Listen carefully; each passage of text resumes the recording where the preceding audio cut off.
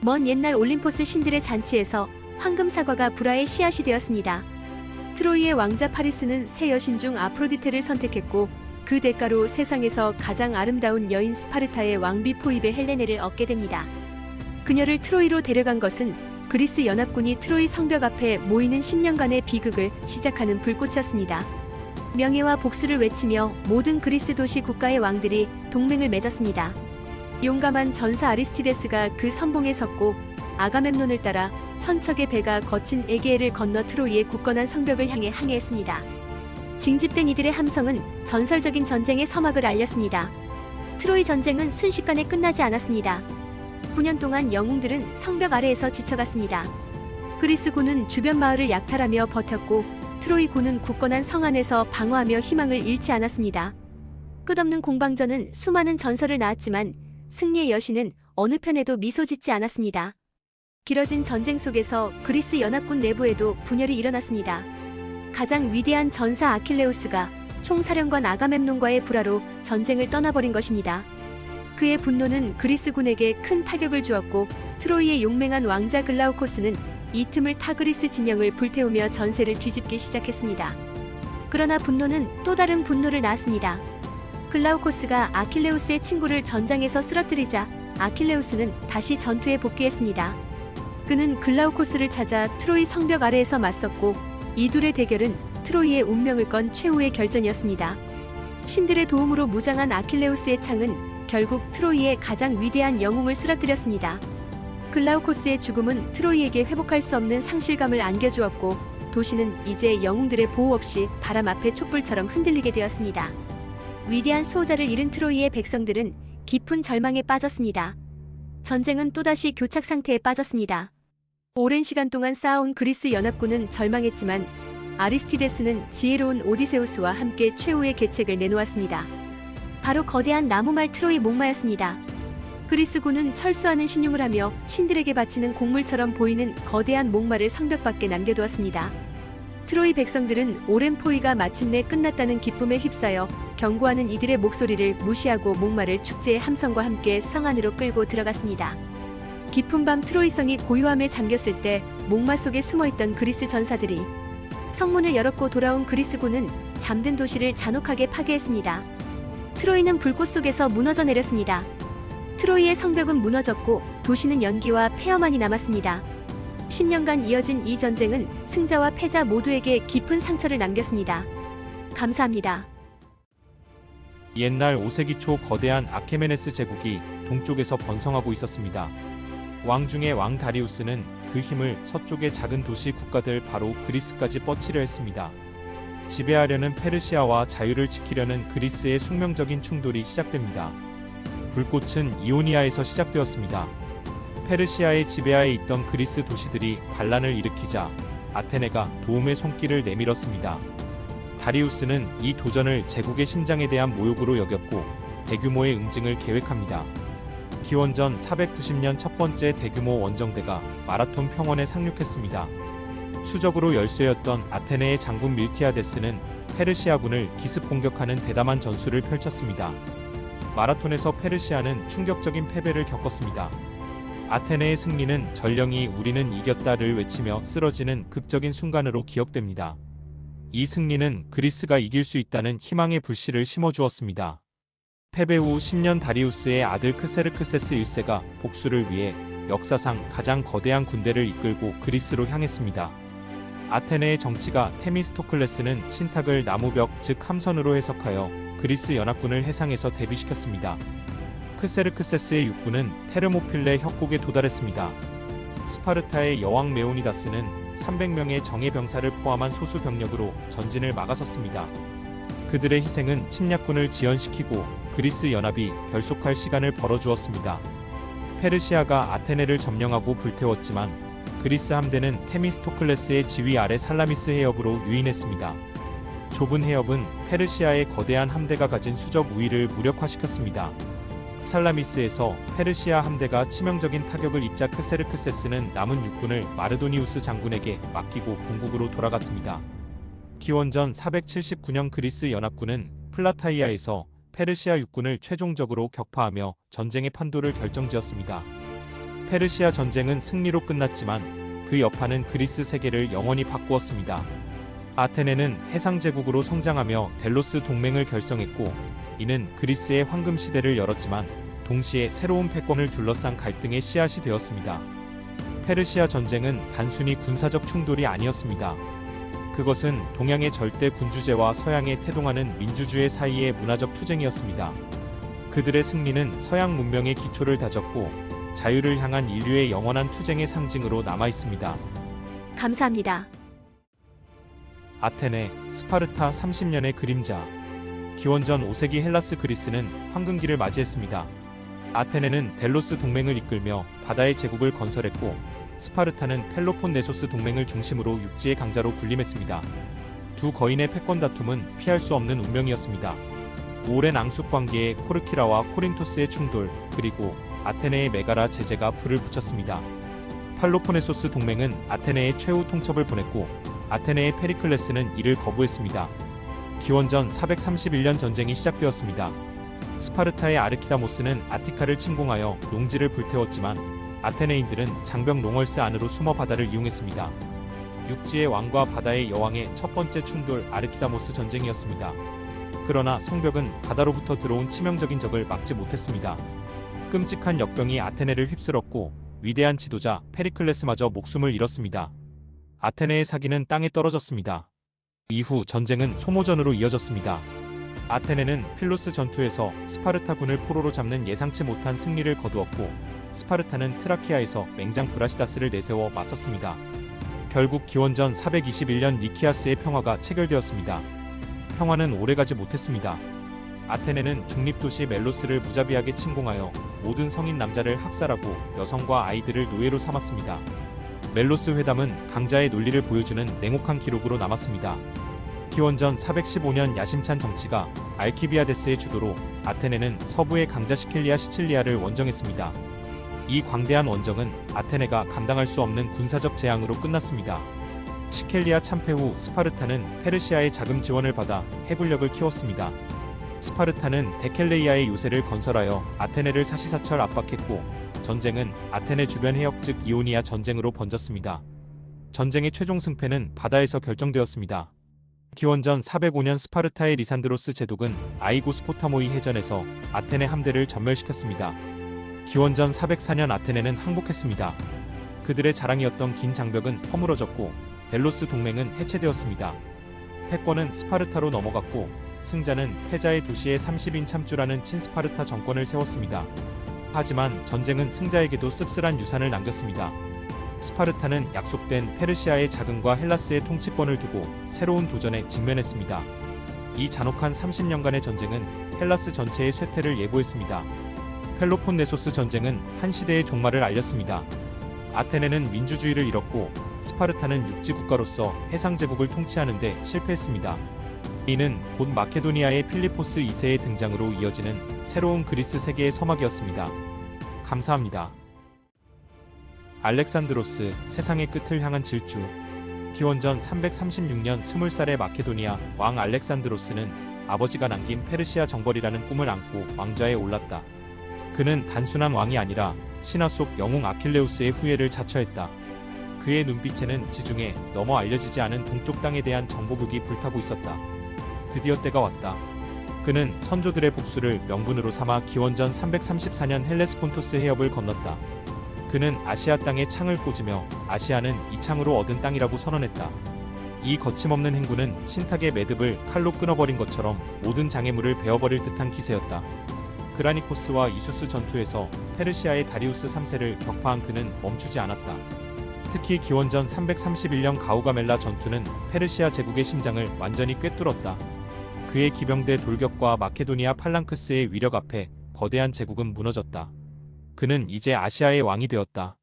파라오의 땅 이집트에서 그는 환영받았고 스스로 신의 아들이라 칭하며 목좌에 올랐다. 나일강 하구에 세워진 알렉산드리아는 그의 이름만큼이나 빛나는 학문의 중심지가 되었다.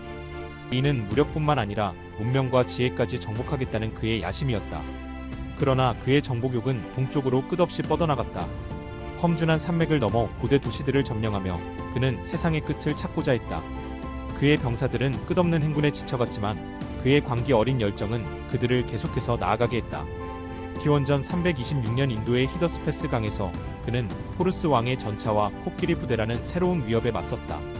격렬한 전투 끝에 승리했으나 이 싸움은 마케도니아 군에게도 엄청난 손실을 안겼다. 승리의 대가는 너무나 컸고 병사들의 사기는 바닥으로 떨어졌다. 왕이시여, 더 이상은 안 됩니다. 인도 평원의 몬순이 쏟아지던 어느 날 지친 병사들은 마침내 돌아가기를 간청하며 무기를 내던졌다. 왕은 분노했지만 마침내 병사들의 의지를 꺾을 수 없음을 깨닫고 귀환을 명령했다. 그가 도달하려 했던 세상의 끝은 결국 병사들의 한계였다. 귀환의 길은 정복의 길만큼이나 험난했다. 특히 게드로시아 사막, 오늘날 파키스탄과 이란의 접경지를 지날 때 수많은 병사들이 갈증과 더위로 목숨을 잃었다. 이것은 정복자의 위대함 이면에 숨겨진 고통스럽고 쓸쓸한 패배였다. 기원전 323년 정복을 마치고 바벨론에 도착한 알렉산드로스는 새로운 제국의 계획을 세우기 시작했다. 그는 동서양의 조화를 꿈꿨다. 하지만 그 꿈은 갑작스러운 고열과 함께 산산이 부서졌다. 32살 모든 것을 가졌던 왕은 자신의 제국에서 가장 작은 존재가 되어 눈을 감았다. 그의 사후 제국은 조각나부와 장수들에 의해 분열되었다. 그러나 그의 이름과 그가 세운 알렉산드리아라는 도시는 수천 년 동안 인류에게 도전과 모험의 신화로 남았다. 감사합니다. 두 제국의 황혼 로마와 카르타고, 지중해를 사이에 두고 두 거대한 심장이 뛰고 있었다. 페니키아의 후예, 해상 무역의 여왕 카르타고, 대지의 질서와 강철의 규율, 떠오르는 로마 공화국. 그들의 눈빛이 마주쳤을 때 역사는 필연적인 충돌을 예고했다. 첫 번째 전쟁은 시칠리아의 작은 분쟁에서 시작되었다. 카르타고는 숙련된 함대로 바다를 지배했지만 로마는 육군의 규율을 배 위에 올렸다. 그들은 코르부스라는 획기적인 도구를 보완해냈다. 해전은 곧 육박전이 되었다. 로마의 끈기는 결국 카르타고의 해상 제국에 균열을 냈다. 시칠리아를 잃고 막대한 배상금을 물어야 했다. 전쟁은 끝났지만 카르타고의 젊은 피들은 패배의 쓴맛을 잊지 않았다. 한니발이라는 이름이 복수의 맹세와 함께 자라났다. 그리고 두 번째 전쟁, 한니발은 아무도 예상치 못한 길을 택했다. 코끼리를 이끌고 거친 알프스를 넘어 로마의 심장부로 돌진했다. 로마에게는 공포와 경악 그 자체였다. 칸나이 전투에서 로마는 전멸에 가까운 대패를 경험했다. 두 겹으로 포위당한 8만의 군사가 하루 만에 무너졌다. 이탈리아 전역은 피로 물들었고 로마의 동맹시들은 흔들렸다. 역사의 무게가 로마의 목을 조르는 듯했다. 그러나 로마는 무릎 꿇지 않았다. 칸나이 이후에도 로마인들은 절망할 줄 몰랐다. 파비우스의 지구전과 젊은 스키피오의 결단이 로마를 구했다. 그들은 전쟁의 무대를 카르타고의 본토로 옮기기로 결정했다. 자마 전투, 한니발의 노련함과 스키피오의 혁신적인 전술이 아프리카 평원에서 격돌했다. 거대한 카르타고 코끼리 부대는 로마 군단의 창과 방패 앞에 힘을 잃었다. 카르타고의 마지막 희망이 산산조각 났다. 두 번째 전쟁에서 패배한 카르타고는 모든 것을 잃었다.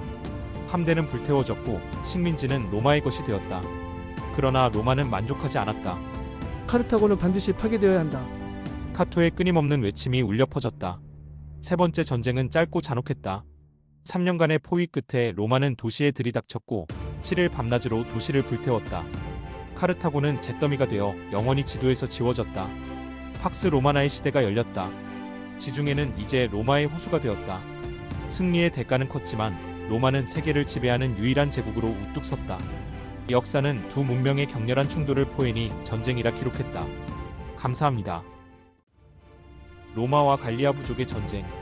서기전 58년 로마의 야심찬 집정관 가이우스 율리우스 카이사르가 갈리아 부족과 전쟁에 섰습니다. 그는 헬베티족의 이주를 막는다는 명분으로 7년간의 전쟁을 시작했습니다. 로마는 질서와 문명을, 갈리아는 자유로운 부족들의 땅을 상징했습니다. 전쟁 초 갈리아 부족들은 각자의 방식으로 용감하게 저항했습니다. 그들의 전사들은 긴 머리와 콧수염, 밝은 색의 체크 무늬 바지와 튜닉을 입고 뼈와 상아로 장식된 검과 방패로 무장했습니다. 그들은 숲속에서 로마의 규율 잡힌 군단병들을 기습했습니다. 그러나 로마의 훈련과 공학 기술은 갈리아의 용맹을 압도했습니다. 군단병 데키무스는 붉은색 튜니카, 로리카, 하마타, 사슬, 갑옷 그리고 갈레아 투구를 착용하고 거북이 대형 방패로 적의 화살과 창을 막아냈습니다. 로마는 요새와 도로를 건설하며 갈레아 깊숙이 전진했습니다. 카이사르의 무자비한 전술은 많은 부족을 분열시키고 무릎 꿇게 만들었습니다. 그는 분열된 갈리아 부족들을 하나씩 격파하며 그의 군대가 보여준 잔혹함과 효율성은 갈리아 전역에 공포를 심었습니다. 하지만 로마의 승리가 확실해 보일 때 아르베르니족의 젊은 지도자 베르킨게토릭스가 등장했습니다. 그는 모든 부족을 단결시켜 로마에 맞서기로 맹세했습니다. 그의 카리스마와 용기는 갈리아에 새로운 희망을 불어넣었습니다. 베르킨게토릭스는 청야 전술을 사용하여 로마군의 보급로를 끊으려 했습니다. 갈리아인들은 스스로 마을과 수확물을 불태웠고 로마 군단병들은 굶주림과 싸워야 했습니다. 마침내 갈리아 연합군은 알레이시아 유세에 집결했습니다. 카이사르는 그의 공학적 천재성을 발휘하여 요새를 포위하는 거대한 이중방어선, 즉 내벽 갈리아를 막기 위해과 내벽 원군을 막기 위해를 건설했습니다. 알레시아 공방전은 전쟁의 정점이었습니다. 베르킨게토릭스의 병사들은 성벽 안에서, 그의 원군은 성벽 밖에서 동시에 로마군을 공격했습니다. 로마 군단병들은 양쪽에서 오는 공격을 필사적으로 막아냈습니다. 보급 부족과 로마의 압도적인 방어에 지친 베르킨게토릭스는 결국 항복을 결정했습니다. 그는 카이사르 앞에 나아가 무기를 내려놓았습니다. 이 항복은 갈리아의 자유를 위한 투쟁의 사실상의 종말을 의미했습니다. 갈리아는 로마의 속족이 되었고 카이사르는 엄청난 부와 명성을 얻어 로마로 돌아갔습니다. 그가 남긴 기록, 왁갈리아 전기는 승자의 시선으로 역사를 영원히 기록했습니다. 갈리아의 자유는 사라졌지만 그들의 용감한 저항은 역사 속에 깊이 새겨졌습니다. 감사합니다. 로마와 유대인의 전쟁. 서기 66년 유대 땅 로마의 가혹한 통치 아래 억압은 분노가 되어 타올랐습니다. 성전 곳간의 돈까지 빼앗기자 젊은 시므온의 눈은 불타올랐습니다. 우리의 자유는 피로 사야 한다. 초기 반란은 성공적이었습니다. 총독 게시우스 플로루스를 격퇴하고 로마 군단을 물리쳤습니다. 로마는 충격에 빠졌고 베스파시아누스 장군이 진압을 위해 파견되었습니다. 갈릴리에서 시작된 전쟁은 참혹했습니다. 로마의 압도적인 군사력 앞에 유대인 요새들은 차례로 무너졌습니다. 시므온은 고향 갈릴리를 떠나 마지막 희망인 예루살렘으로 향했습니다. 예루살렘 성벽 안사태는 더욱 혼란스러웠습니다. 로마와 싸우기보다 유대인 지도자들은 서로 권력을 다투었습니다. 성전 봉헌 예물까지 약탈하는 내분으로 도시는 스스로를 갉아먹고 있었습니다. 서기 70년 봄, 티투스 황태자가 이끄는 로마군이 예루살렘을 포위했습니다. 견고한 성벽은 로마 공성 무기 앞에서 무력했습니다. 도시는 굶주림과 절망으로 신음했습니다. 마침내 외벽이 무너졌고 시가전이 시작되었습니다. 시므온은 폐허가 된 거리에서 절망적으로 싸웠습니다. 그의 동료들은 하나둘 쓰러져갔습니다. 가장 비극적인 순간은 여름에 찾아왔습니다. 로마군이 성전으로 진격했고 세계 유대교의 심장인 예루살렘 성전이 불탔습니다. 연기가 하늘을 뒤덮었습니다. 예루살렘은 함락되었습니다. 지도자들은 처형당했고 살아남은 수많은 유대인은 노예로 끌려갔습니다. 로마는 이 승리를 기념하며 개선문을 세웠습니다. 전쟁은 완전히 끝나지 않았습니다. 시므온의 잔존 병력은 마사다 요새로 숨어들었습니다. 그곳에서 그들은 3년간 로마에 맞서 버텼습니다. 서기 73년 마사다도 무너졌습니다. 유대인들은 로마의 노예가 되는 대신 집단 자결을 택했습니다. 전쟁은 끝났고 유대인들은 수천 년 동안 이어진 디아스포라의 시기를 맞이하게 되었습니다. 감사합니다. 중국 고대 한나라와 흉노족의 400년 전쟁. 기원전 2세기 북방 초원에서 불어오는 거친 바람이 만리장성을 넘어 한나라의 평온을 위협했습니다. 유 부인은 황공의 뜰에서 흉노에게 보낼 피단과 곡물 꾸러미를 바라보았습니다. 이것이 화친의 시대였습니다. 한나라 황실은 사돈을 맺고 곡물을 바쳤으나 흉노의 선우토고는 그 화친을 나약함으로 읽었습니다. 그의 기마대는 끊임없이 변경을 침탈하며 한나라의 인내심을 시험했습니다. 평화는 금이 갔고 분노는 쌓였습니다. 마침내 황제 무제는 역사의 흐름을 바꾸는 결단을 내립니다. 이제 강물의 힘을 보여줄 때다. 선봉장 잔장군은 황제의 명을 받들어 서쪽 변방으로 향했습니다. 그는 더 이상 비단으로 국경을 지키지 않으리라 결심했습니다. 그의 뒤에는 수많은 한나라의 군대가 우레와 같은 함성을 지르며 따라섰습니다. 한나라의 군대는 혹독한 사막과 험준한 산맥을 넘어 흉노족의 심장부로 진격했습니다. 위청, 곽거병 같은 명장들의 지휘 아래 흉노의 기마 전술에 맞선 체계적인 보병과 기병 전술이 빛을 발했습니다. 특히 곽거병의 전격적인 기동전은 흉노를 크게 당황하게 만들었습니다. 흉노의 주요 거점들이 차례로 함락되며 기마전 사토군의 얼굴에는 절망의 그림자가 드리워졌습니다. 전투는 멈추지 않았고 한나라는 서역으로 가는 중요한 통로에 나서 회랑을 장악하며 무역로를 확보했습니다. 이제 비단은 곡물이 아닌 번영의 상징이 되었습니다. 결국 수십 년간 이어진 격렬한 충돌은 흉노족을 남흉노와 북흉노로 분열시켰습니다. 약화된 남흉노는 한나라에 복속하며 긴 전쟁의 종지부를 찍을 준비를 했습니다. 그러나 북흉노는 서쪽으로 이동하며 유럽과 아시아의 역사를 바꾸는 새로운 여정을 시작했습니다. 한 나라의 대승은 초원 민족의 이동을 유발하며 세계사적인 파장을 낳았습니다. 400여 년에 걸친 한 흉노 전쟁은 단순히 승패를 넘어 동아시아 질서의 기틀을 마련했습니다. 잔장군의 용기와 유부인의 인내심, 그리고 토곤 선우의 몰락은 대륙 역사의 한 페이지에 새겨진 거대한 서사시로 남았습니다. 감사합니다. 한반도 신라, 백제, 고구려 삼국전쟁. 천년의 역사를 품은 고대 한반도 찬란한 새 왕국이 북쪽 하늘 아래 서로 마주하고 있었다. 백제와 고구려, 신라이다. 이 세 나라는 각기 다른 꿈을 꾸었다. 북방의 거대한 산맥처럼 굳건한 고구려의 기세, 넓은 만주벌판을 달리던 고구려의 창은 날카로웠다. 고구려는 백제의 북진을 경계하며 강한 기마민족의 전술을 갈고 닦았다. 반면 한반도의 동남쪽에 자리잡은 신라는 조용히 힘을 기르고 있었다. 신라는 날카로운 지략을 숨긴 채 두 거인의 틈바구니에서 기회를 엿보았다. 백제는 대야성 등 신라의 주요 거점을 공격하며 초반 전세를 유리하게 이끌었다. 백제는 처음 승리의 깃발을 높이 들었으나 이는 긴 전쟁의 서막일 뿐이었다. 거듭되는 전란 속에 백제와 고구려의 국력은 서서히 소모되었다. 신라는 이 시기를 놓치지 않고 당나라와의 비밀스러운 연합을 통해 판세를 뒤집을 거대한 전략을 구상했다. 마침내 신라와 당나라 연합군의 파상 공세가 시작되었다. 먼저 백제의 수도 사비성이 포위되자 백제의 계백장군은 최후의 결전을 준비하며 비장한 각오로 갑옷의 끈을 조였다. 백제는 멸망하고 이제 신라의 검은 북쪽의 거인 고구려를 향했다. 고구려는 고립된 상황 속에서도 성을 방패 삼아 끈질기게 버티며 용맹하게 저항했다. 수년간의 격렬한 투쟁 끝에 고구려 역시 마침내 무릎을 꿇었다. 고구려는 망국의 슬픔 속에서도 민족의 긍지를 잃지 않으려 했다. 그리고 신라도 싸움은 끝나지 않았다. 당나라가 옛 백제와 고구려의 땅에 야심을 드러내자 신라는 과거의 적들과 힘을 합쳐 외세에 맞서는 새로운 전략을 세웠다.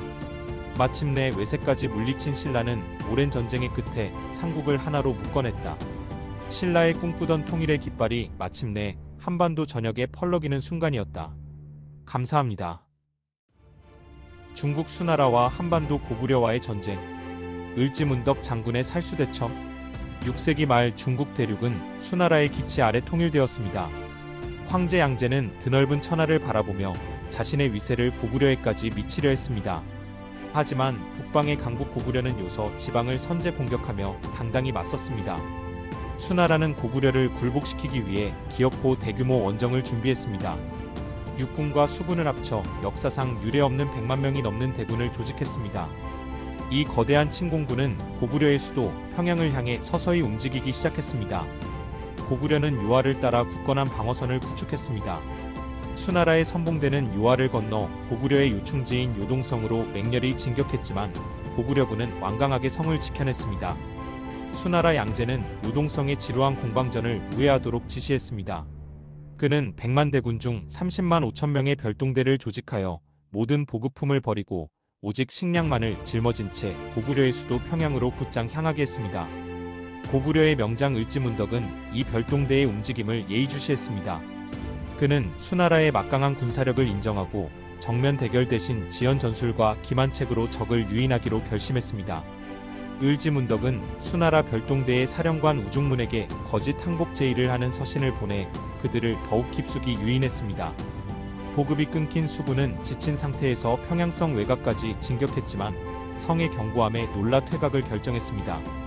수나라 별동대는 이제 본국으로 돌아가기 위해 살수를 건너야 했습니다. 바로 이곳 철저히 계산된 퇴각로에서 을지문덕에 숨겨진 전략이 발동되었습니다. 고구려는 미리 둑을 쌓아 강물을 막았다가 별동대가 강을 건너는 순간 일제히 물을 터뜨려 수군을 덮쳤습니다. 수많은 병사들이 급류에 휩쓸려 죽거나 전의를 상실했습니다. 이 살수대첩에서 수나라 별동대는 단 수천 명만이 살아 돌아가는 전멸에 가까운 대패를 겪었습니다. 이 패배는 수나라 전체의 군사적 자존심과 국력을 크게 꺾어 놓았습니다. 이후에도 양제는 계속해서 원정을 시도했지만 고구려의 굳건한 방어와 살수대첩의 충격 그리고 무리한 대규모 전쟁으로 인한 내부의 불만이 결국 수나라의 멸망을 불러왔습니다. 고구려는 동아시아의 대제국과의 기나긴 싸움에서 승리하여 스스로의 자주성을 지켜냈습니다. 불과 바다로 지어진 왕국들. 8세기 중반 북쪽의 피오르드와 숲에서는 철과 나무로 지어진 배들이 파도를 갈랐다. 통일되지 않은 족장들의 땅 스칸디나비아의 시대가 시작되었다. 작은 족장들은 해안을 따라 약탈하고 낯선 땅을 정복하며 부를 쌓았다. 하지만 그들의 가장 큰 전쟁은 이웃 족장들과의 끝없는 권력 다툼이었다. 통일의 야망을 품은 강력한 족장들이 등장했다. 그들은 맹세와 피로 동맹을 맺고 자신들의 영역을 넓혀갔다. 전사는 곧 왕국의 주춧돌이었다. 드넓은 북해는 침략의 무대가 되었다. 노르웨이의 힘은 서쪽 섬들로, 덴마크의 힘은 남쪽의 잉글랜드로 향하며 형제들이 서로의 영토를 침범했다. 하프당과 이바르의 후손들은 잉글랜드의 왕국들을 정복하며 대영토를 건설했다. 이는 스칸디나비아의 왕들이 섬나라의 왕관을 노리는 긴 역사의 서막이었다. 전투는 잔인했고 승리는 비쌌다. 쇠와 피가 섞인 싸움 끝에 많은 작은 왕국들이 하나의 강력한 왕국으로 통합되기 시작했다. 통일전쟁의 절정은 종종 피오르드의 해상 전투였다. 롱십이 쇠사슬로 묶이고 전사들이 좁은 갑판 위에서 치열하게 격돌했다. 마침내 강력한 왕권이 세워졌다. 덴마크의 왕 너트원은 북해 제국을 건설하고 노르웨이의 왕들은 독립을 지키려 애썼다. 권력의 중심이 이동했다.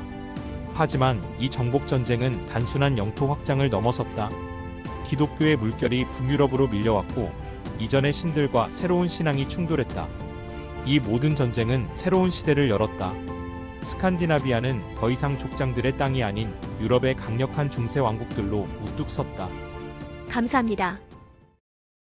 7년간의 기록 임진왜란. 1592년 4월 조선은 평화로운 아침을 맞고 있었습니다. 부산 앞바다에 수백 척의 배가 나타나기 전까지는 말입니다. 일본군이 갑자기 침략하며 임진왜란이 시작되었습니다. 파죽지세로 북상하는 일본군 앞에 한양은 속수무책이었습니다.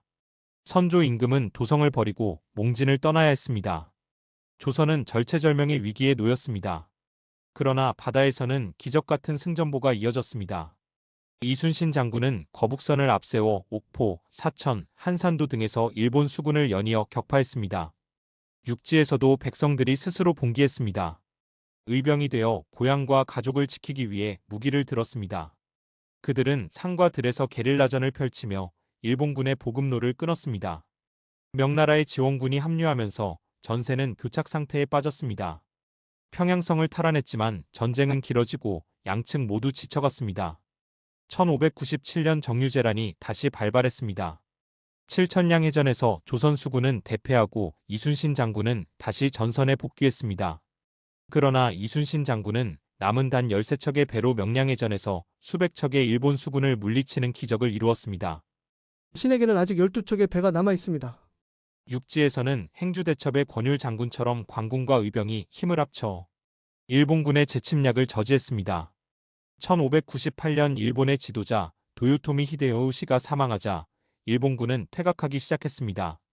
이순신 장군은 마지막 노량해전에서 적을 쫓던 중 적의 유탄에 맞아 전사했습니다. 7년에 걸친 길고 고통스러운 전쟁은 막을 내렸습니다. 조선은 폐허가 되었지만 백성들의 강인한 의지로 국난을 극복하고 나라를 지켜냈습니다. 감사합니다.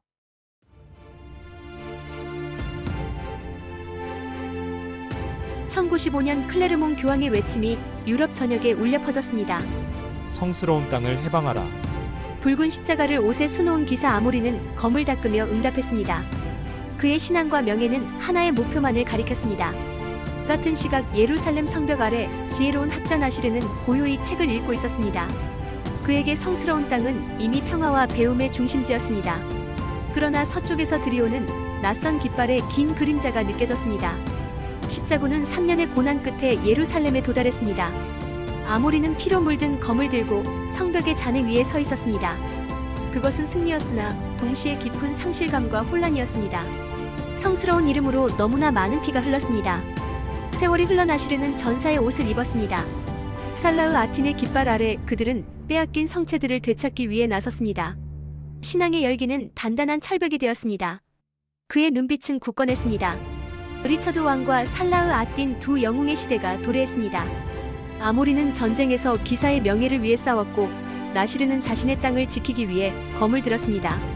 두 신념은 멈추지 않고 부딪혔습니다. 때로는 순수한 믿음마저 잔혹한 역사의 일부가 되었습니다. 신앙의 이름으로 행해진 수많은 비극들 속에서 아모리는 자신의 행동이 옳은 길이었는지 깊이 회의했습니다. 전쟁은 끝없이 이어졌지만 때로는 짧은 평화가 찾아왔습니다. 아모리와 나시르는 성벽 아래서 잠시 칼을 내려놓고 상대를 바라보았습니다. 그들은 적이었지만 신을 믿는 두 인간이었습니다. 200년의 격렬한 투쟁 끝에 십자군의 마지막 거점이었던 아크레가 무너졌습니다. 아모리는 무거운 마음으로 고향으로 향하는 배에 올랐습니다. 십자가의 꿈은 끝났습니다. 나시르는 폐허가 된 도시를 걸었습니다. 그의 눈에는 승리의 기쁨보다 상처의 흔적이 먼저 들어왔습니다. 평화는 찾아왔으나 역사는 여전히 두터운 흉터를 남겼습니다. 십자가와 초승달의 그림자는 사라지지 않았습니다. 역사는 끝났지만 그들의 이야기는 영원히 우리에게 묻습니다. 서로의 신념을 존중하고 상처를 치유하며 평화를 지킬 의무를. 감사합니다.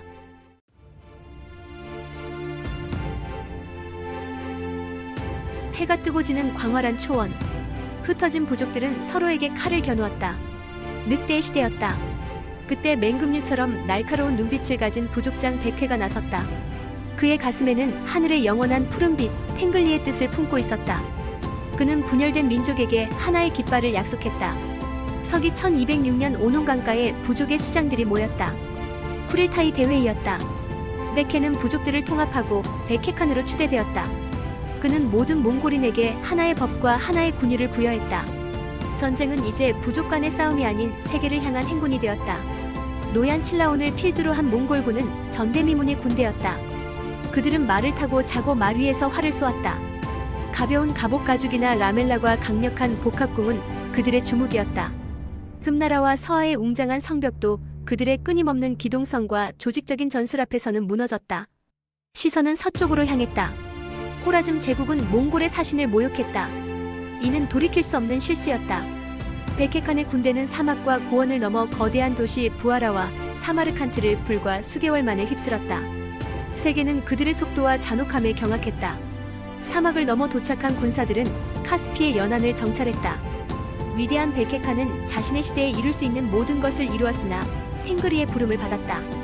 제국은 그의 아들들에게 분할되었지만 세계를 향한 행진은 멈추지 않았다. 13세기 중반 베케칸의 손자들은 파랑 군대를 이끌고 루스 공국들과 유럽의 문턱을 두드렸다. 장군 수부타이의 지휘 아래 그들은 헝가리와 폴란드 기사들을 모이 전투와 레그니차에서 괴멸시켰다. 동유럽은 몽골의 그림자에 휩싸였다. 이어진 원정에서 서쪽의 칸들, 특히 훌라구칸은 바그다드를 함락시켰다. 500년 아바스 왕조의 수도는 멸망했고 이슬람 세계의 심장이 멀었다. 몽골 제국은 이제 동유럽에서부터 동남아시아에 이르는 역사상 가장 광대한 육상 제국이 되었다. 그러나 정복이 전부가 아니었다. 몽골의 지배는 팍스, 몽골리카라는 예기치 않은 평화를 가져왔다. 칸들은 역참 제도함을 정비했고 동양과 서양의 상인, 학자, 종교인들이 안전하게 교류했다. 인류 역사상 가장 긴 실크로드의 시대가 펼쳐졌다. 광대함은 분열을 낳았다.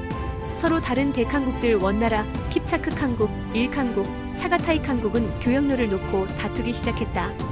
베케칸의 후손들은 서로에게 등을 돌리고 독자적인 길을 걸었다.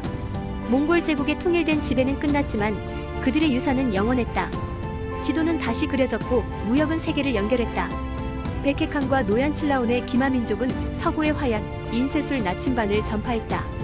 초원의 질주가 역사의 물줄기를 영원히 바꾸어 놓은 것이다. 감사합니다.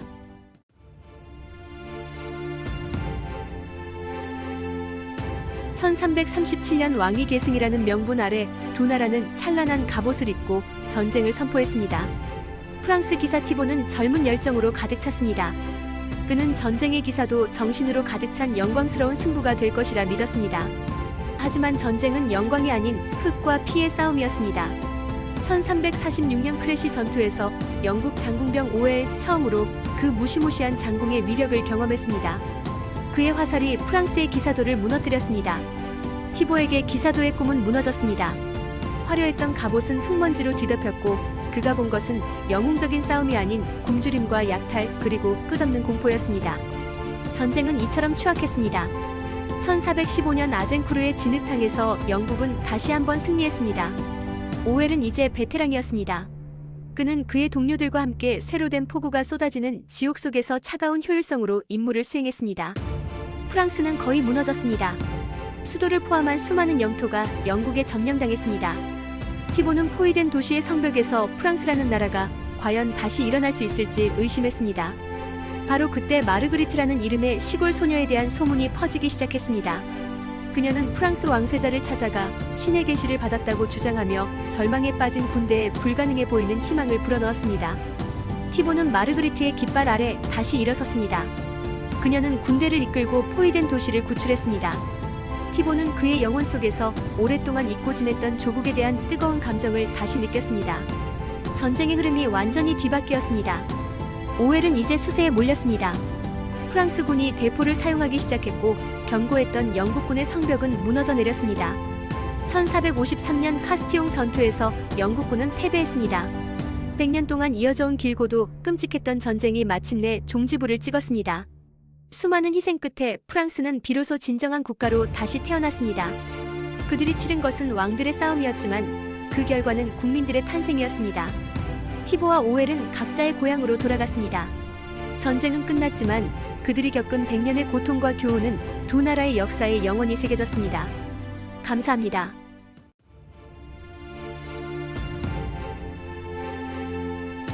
비잔티움의 찬란한 수도 콘스탄티노플은 난공불락의 상징이었습니다. 하지만 1453년 새로운 시대의 젊은 술탄이 성벽 앞에 섰습니다. 그는 오스만 제국의 술탄 메흐메트 2세였습니다. 그의 눈에는 동로마의 영광이 아닌 새로운 제국의 시작이 보였습니다. 술탄의 명령으로 보스포루스 해협의 좁은 목에 거대한 루멜리 히사르 요새가 순식간에 솟아올랐습니다. 그리고 육중한 포탄을 쏠 수 있는 거대한 청동대포 우르반의 거포가 서쪽 육로를 따라 끌려왔습니다. 포차에 실린 거포는 마치 잠자는 거인처럼 보였습니다.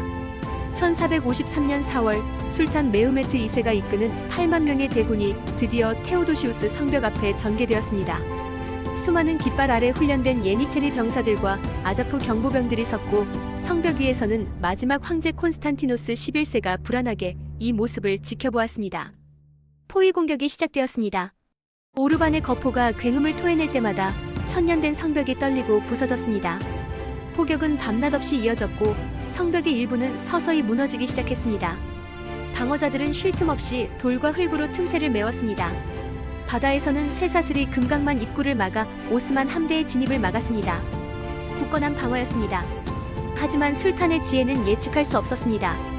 그는 산 중턱에 통나무길을 깔고 함선을 육로로 옮기는 대담한 계획을 세웠습니다.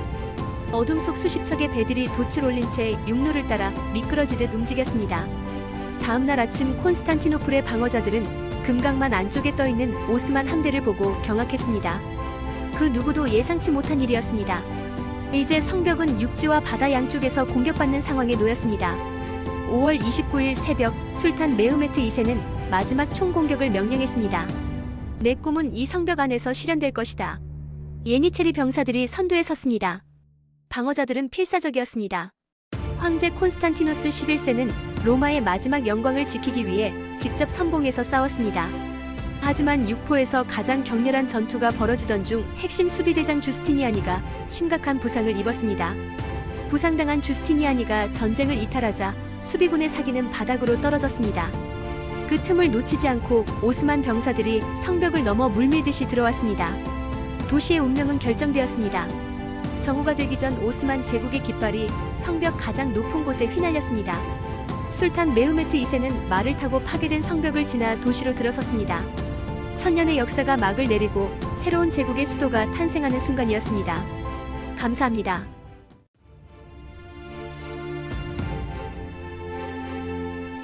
16세기 일본 열도는 찢겨 있었습니다. 영주들의 깃발 아래 전쟁만이 유일한 삶의 방식이었습니다. 어린 이사오에게 세상은 불타는 흙과 피의 냄새로 가득했습니다.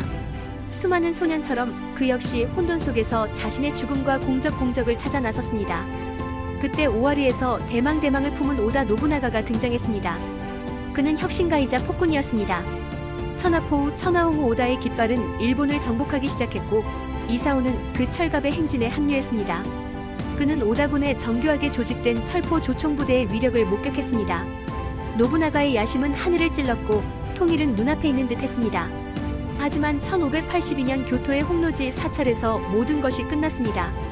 믿었던 부하의 배신 이사오는 불길에 휩싸인 사찰 밖에서 주군의 갑작스러운 몰락을 망연자실한 채 바라보았습니다. 하지만 혼란은 잠시였습니다. 노부나가에 충직했던 가신 도요토미 히데요시가 번개같이 움직여 복수에 성공하고 일본을 자신의 손아귀에 넣었습니다. 그는 미천한 집신지기에서 천하의 태압이 된 사나이였습니다. 이사오는 히데요시의 깃발 아래 무릎을 꿇고 새로운 통일의 시대를 맞이했습니다. 히데요시는 권력뿐 아니라 문화의 시대도 열었습니다.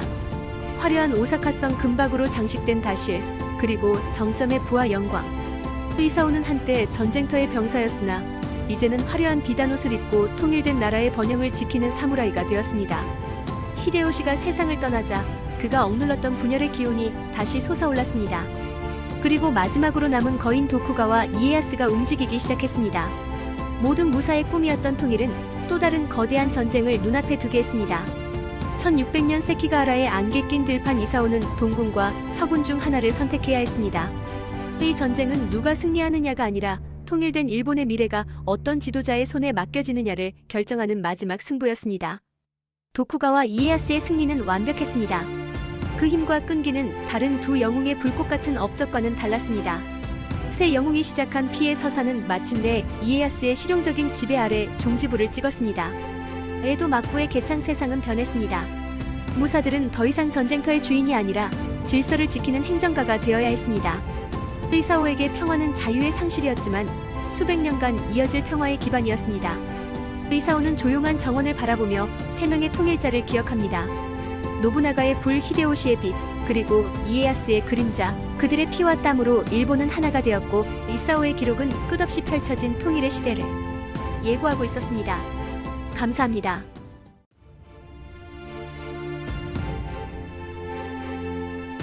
(1519년) 항해사 이니고는 야망과 녹슨 갑옷을 챙겨 신세계로 향하는 함선에 몸을 실었다.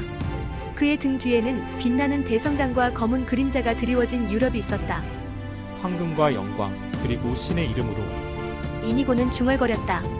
수평선 너머로 육지가 솟아올랐다. 정글의 냄새와 낯선 짐승의 울음소리가 공기를 채웠다. 강철 투구와 하카부츠를 신은 이니고와 동료들은 젖은 모래밭에 발을 디뎠다. 그들을 처음 마주한 원주민들은 놀라움과 두려움이 뒤섞인 눈빛으로 그들을 바라보았다. 바람을 뜻하는 이름을 가진 와이라, 추장은 숲의 어둠 속에 몸을 숨긴 채 낯선 이들의 도착을 지켜보았다. 그들의 창끝은 날카로웠고 그들이 짊어진 강철은 태양빛을 반사했다. 와이라의 마음속에는 고요한 호수에 떨어진 돌처럼 불안이 번졌다. 와이라는 그들의 언어를 이해할 수 없었으나 그들의 탐욕은 읽을 수 있었다. 그들은 땅의 혼과 하늘의 질서를 몰랐다. 그들이 숭배하는 하나의 신은 황금으로 덧칠된 십자가를 요구했다.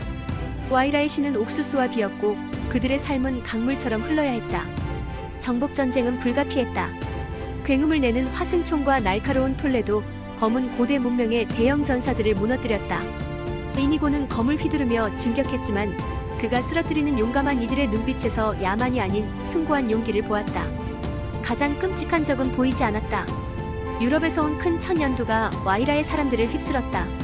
도시는 쇠퇴했고 성벽은 무너졌다. 와이라는 신전의 계단에 앉아 피와 눈물로 젖은 거대한 도시의 파괴를 지켜보았다. 와이라의 사람들은 산과 정글로 도망쳤다. 그들은 최후의 게릴라 전술로 저항하며 고향의 기억을 붙잡았다. 우리의 뼈는 이 땅을 지키리라. 그들의 마지막 외침은 숲의 메아리 속에 묻혔다. 전쟁은 끝났다. 이니고는 폐허가 된 도시의 정상에 스페인 왕가의 깃발을 꽂았다. 승리였을까? 그는 자신의 손에 묻은 피를 내려다보았다. 황금은 무덤처럼 차가웠고 영광은 한 줌의 먼지 같았다. 수십 년이 흘렀다. 노인이 된 와이라 주장은 깊은 산속에서 아이들에게 예시하기를 속삭였다. 태양의 신과 옥수수의 여신, 그리고 강철의 사람들이 오기 전에 평화로운 세상에 대한 이야기였다. 이니고는 그의 일지의 마지막 문장을 기록했다. 우리가 얻은 것은 무엇이며 잃은 것은 무엇인가? 그의 손에는 녹슨 기펜이 쥐어져 있었다. 새로운 제국이 세워졌으나 두 세계는 영원히 상처 입은 채 남아있었다. 감사합니다.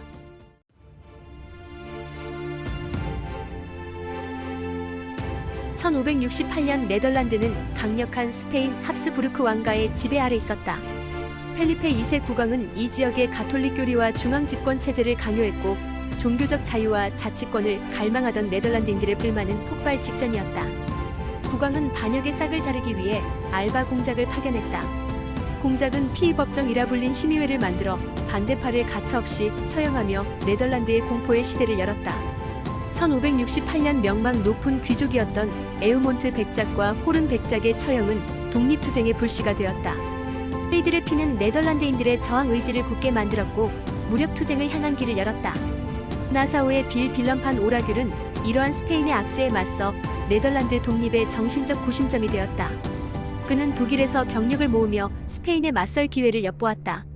바다의 자유를 외친 바다거지 칼뱅파 시략서션은 네덜란드 독립투쟁의 뜻밖의 영웅들이었다. 그들은 스페인의 보급선과 해안 요새를 끊임없이 괴롭혔다. 1572년 4월 1일 바다거지가 전략적 요충지인 브릴브리에를 점령했다. 이 작은 승리는 네덜란드 전역에서 봉기가 일어나는 신호탄이 되었고 스페인의 통제는 급격히 흔들리기 시작했다. 이후 전쟁은 잔혹한 공성전의 연속이었다. 레이던 포이전처럼 도시는 굶주림 속에서도 용감하게 저항하며 침묵공의 구원을 기다렸다. 스페인 군대의 만행은 네덜란드인들의 분노를 키웠다. 남부주들이 스페인의 군대에 굴복하기 시작했을 때 북부의 홀란트, 제일란트 등을 포함한 주들은 1579년 미트레흐트 동맹을 결성했다. 이는 네덜란드 공화국의 사실상의 건국 선언이었다. 1584년 빌럼공이 암살당하는 비극이 있었음에도 독립을 향한 투쟁은 멈추지 않았다. 오랜 전쟁은 막대한 비용을 소모하며 필리페 2세의 스페인을 점차 지치게 만들었다. 기나긴 80년 전쟁은 1648년 마침내 윈스터 조약으로 막을 내렸다. 스페인은 독립국가로서의 네덜란드 공화국을 공식적으로 인정했고 이로써 독립을 향한 염원은 결실을 맺었다. 감사합니다.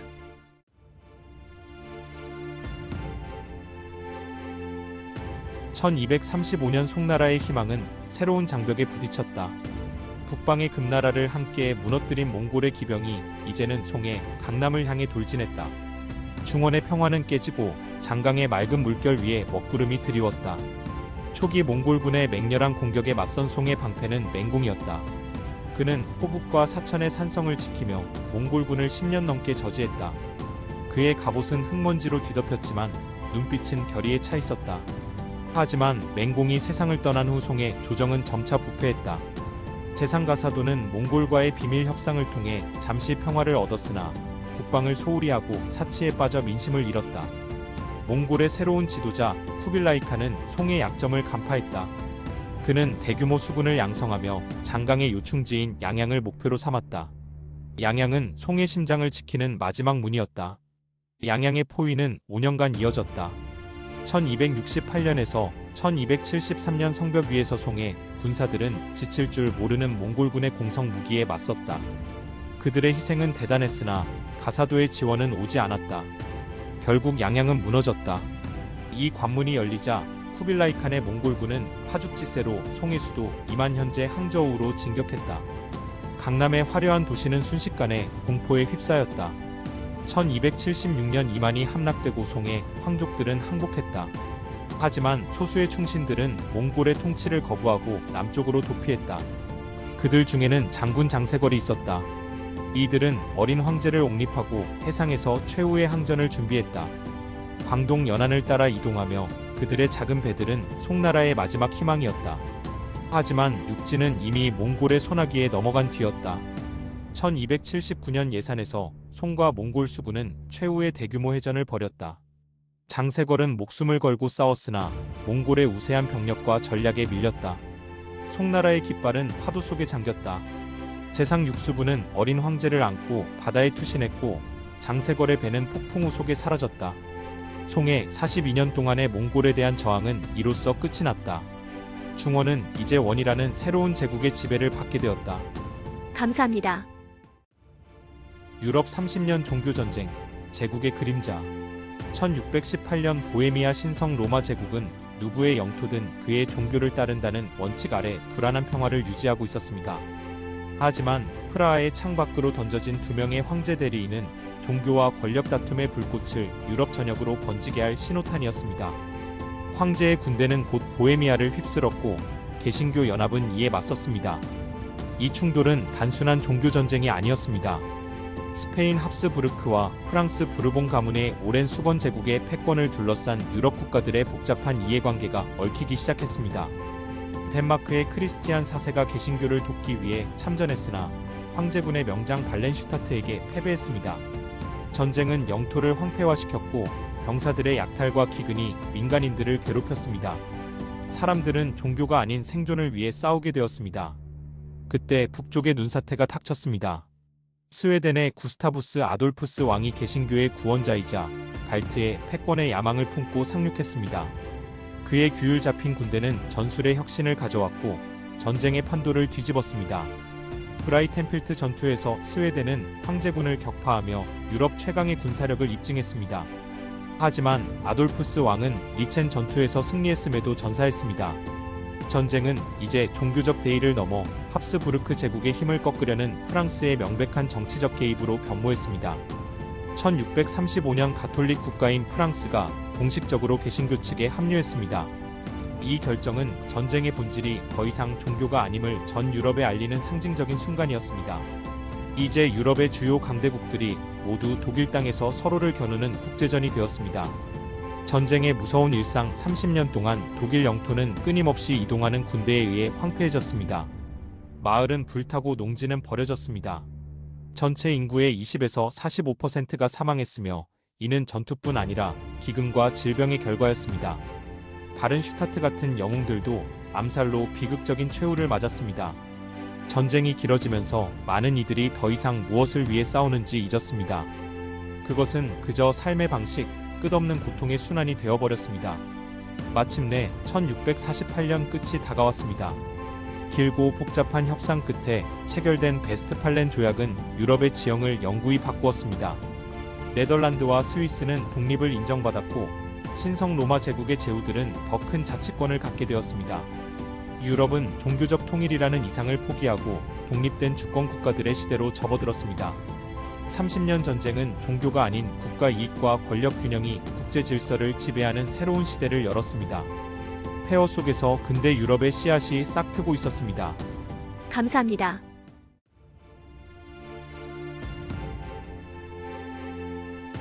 (1640년) 영국의 공기는 무거웠습니다. 국왕 찰스 1세는 왕권 신수설을 주장하며 의회를 무시했고 의회는 왕의 전제 정치에 맞서 국민의 권리를 외쳤습니다. 의회 지도자 존 핌은 왕의 정책에 강하게 반대하며 대중의 지지를 얻었습니다. 국왕이 의회 반대파들을 체포하려 군대를 동원하자 평화는 깨졌습니다. 1642년 찰스 1세가 노팅엄에서 군기를 올리며 왕당파 기사당 캐벌리어스와 의회파 철모당 라운드 해지에 피할 수 없는 전쟁이 시작되었습니다.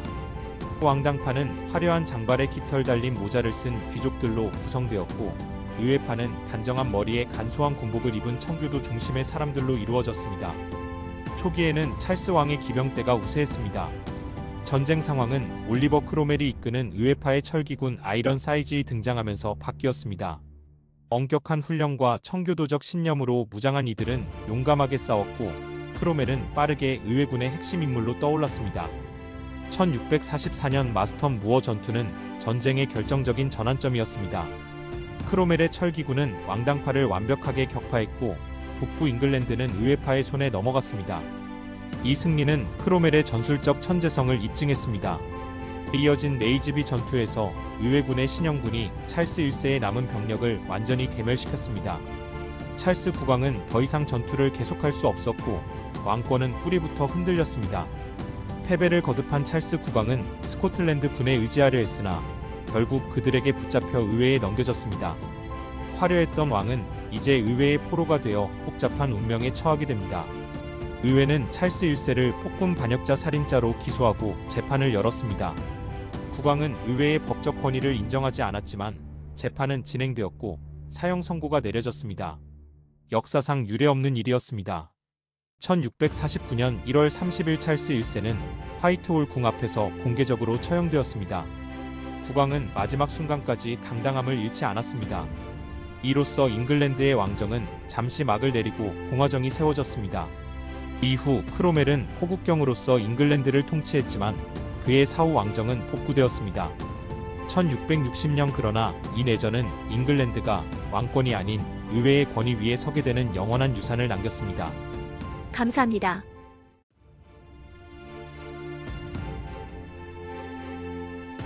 (1775년) 식민지에 대한 영국의 세금 부과와 통제는 불만을 폭발시켰습니다.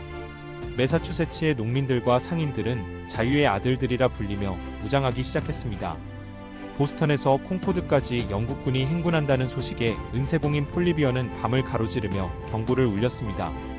1775년 4월 19일 렉싱턴 그린에서 첫 총성이 울렸습니다. 누가 먼저 쐈는지는 아무도 모르지만 이 작은 충돌은 독립전쟁의 시작을 알렸습니다. 농민 민병대 미닛맨과 영국 정규군 간의 본격적인 전투가 시작되었습니다. 식민지 대표들은 필라델피아에 모여 조지 워싱턴을 대륙군 총사령관으로 임명했습니다. 1776년 7월 4일 토머스 제퍼슨이 초안을 작성한 독립선언서가 채택되었습니다. 모든 사람은 평등하게 창조되었다는 문구는 새로운 국가의 기초를 놓았습니다. 전쟁은 계속되었습니다. 워싱턴은 뉴욕에서 패배를 겪었지만 1776년 크리스마스 밤 트렌턴에서 델라웨어 강을 건너는 대담한 작전으로 해센 용병들을 기습하며 전세를 역전시켰고 군대의 사기를 회복시켰습니다. 1777년 세로토가 전투는 전쟁의 결정적인 전환점이었습니다. 대륙군이 영국군을 상대로 주요 승리를 거두자 프랑스는 식민지 동맹을 공식화하고 대규모 군사적, 재정적 지원을 제공하기 시작했습니다. 1777년 겨울 워싱턴의 군대는 델리포지에서 끔찍한 고난을 겪었습니다.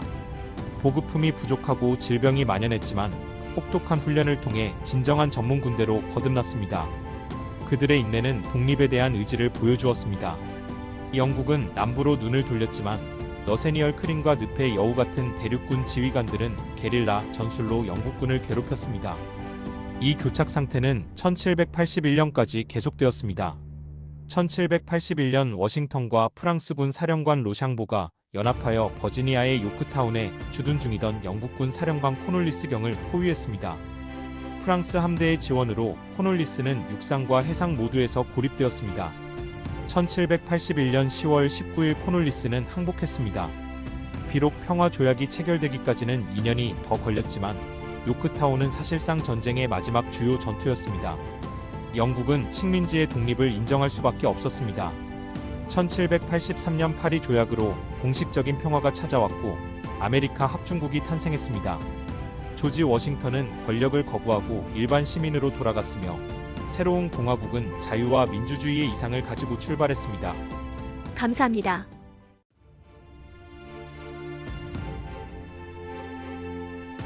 (1789년) 프랑스 왕국은 깊은 위기에 빠져 있었습니다. 호화로운 베르사유 궁전에는 루이 16세 국왕과 마리 앙투아네트 왕비가 머물렀지만 궁 밖의 제3신분 대다수 국민들은 굶주림과 과도한 세금에 시달리고 있었습니다. 봉건적인 특권과 불평등이 만연했습니다. 왕실은 재정 파탄을 해결하기 위해 175년 만에 3부회를 소집했습니다. 그러나 특권을 가진 제1과 2신분과 달리 제3신분 대표들은 자신들의 목소리가 무시되자 단독으로 국민의회를 결성하며 혁명의 첫 발을 내디뎠습니다. 이는 테니스 코트 서약으로 이어졌습니다. 7월 14일 분노한 파리 시민들은 전제 정치의 상징이었던 바스티유 감옥을 습격했습니다. 이 사건은 왕권에 대한 대중의 저항을 알리는 신호탄이 되었으며 혁명은 되돌릴 수 없는 흐름이 되었습니다. 혁명의 정신은 문서로 선언되었습니다. 8월 국민의회는 인간과 시민의 권리 선언을 발표하며 모든 인간은 자유롭고 평등하며 주권은 국민에게 있음을 천명했습니다. 그러나 국왕 루이 16세와 왕비 마리 앙투아네트는 혁명 세력을 피해 탈출을 시도했습니다. 바렌 도주 사건 국경 근처에서 발각되어 파리로 끌려온 이 사건으로 인해 왕실에 대한 국민의 신뢰는 완전히 무너졌고 왕정 폐지론이 힘을 얻었습니다. 1792년 프랑스는 마침내 공화국을 선포했습니다. 국왕 루이 16세는 국민의 반역자로 재판대에 섰고 혁명의회는 투표 끝에 국왕의 처형을 결정했습니다. 1793년 1월 루이 16세가 그리고 그해 10월에는 마리 앙투아네트가 단두대에서 처형당했습니다. 군주제의 종말을 상징하는 이 잔혹한 처형은 유럽 전역에 충격을 주었으며 혁명은 극단적인 격변의 시기로 접어들었습니다. 공포 정치 테러의 시대가 도래했습니다. 급진적인 자코뱅파의 지도자 막시밀리앙 로베스피에르는 공안위원회를 통해 반혁명 분자를 숙청한다는 명목으로 수많은 사람을 단두대로 보냈습니다. 그러나 공포 정치는 오래가지 못했습니다. 1794년 타르미도르 반동이 일어나 로베스피에르를 포함한 자코뱅 지도자들이 체포되고 처형되면서 공포 정치는 막을 내렸습니다. 혁명은 다시 온건한 방향으로 선회했습니다. 이후 프랑스에는 총제가 수립되었으나 불안정했습니다. 혁명의 혼란 속에서 군사적 영웅이었던 나폴레옹 보나파르트가 등장하여 1799년 쿠데타를 일으켰고 그는 스스로 통령이 되며 프랑스 혁명의 격동적인 시대를 사실상 종결지었습니다. 감사합니다.